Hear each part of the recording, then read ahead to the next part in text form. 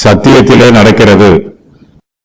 பிதாவினால் நாம் பெற்ற கற்பனையின்படியே உம்முடைய பிள்ளைகளில் சிலர் சத்தியத்திலே நடக்கிறதை நான் கண்டு மிகவும் சந்தோஷப்பட்டேன். தெரிந்து கொள்ளப்பட்டவளாகிய இந்த அம்மாளுக்கு எத்தனை பிள்ளைகள் இருந்தார்கள் என்பது தெரியவில்லை.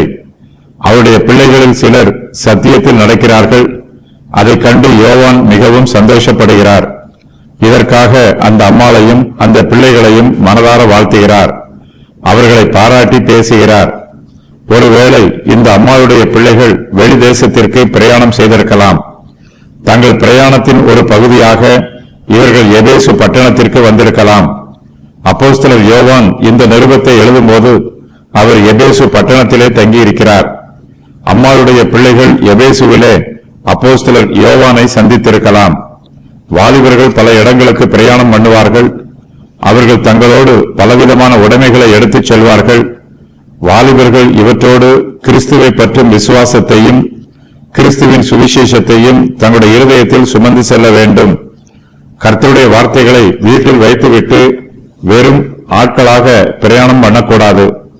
கர்த்தருடைய வார்த்தை நம்முடைய இருதயத்தில் தங்கியிருக்கவில்லை என்றால் தூர தேசத்தில் உள்ள துன்மார்க்கமான பழக்க வழக்கங்களுக்கு நாம் அடிமையாகி விடுவோம்.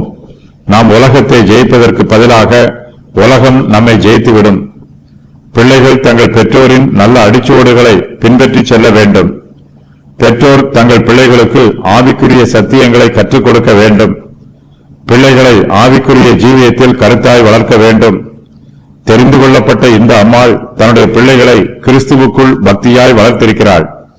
அவர்கள் சத்தியத்தில் நடக்கிறார்கள் என்னும் நற்செய்தியை அப்போஸ்தலர் யோவான் மூலமாய் அவர்களுடைய அம்மாள் கேள்விப்படுகிறாள்.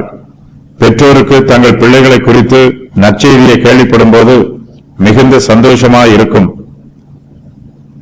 பிதாவினால் நாம் பெற்ற கற்பனையின்படியே ஒவ்வொரு விசுவாசியும் நடக்க வேண்டும்.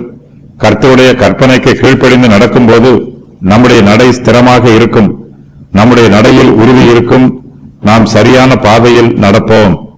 தேவனுடைய வார்த்தை நம்மையும் நம்முடைய நடத்தையையும் ஆளுகை செய்யும். கர்த்தருடைய வார்த்தை நம்முடைய பாதைக்கு வெளிச்சமாய் இருக்கும்.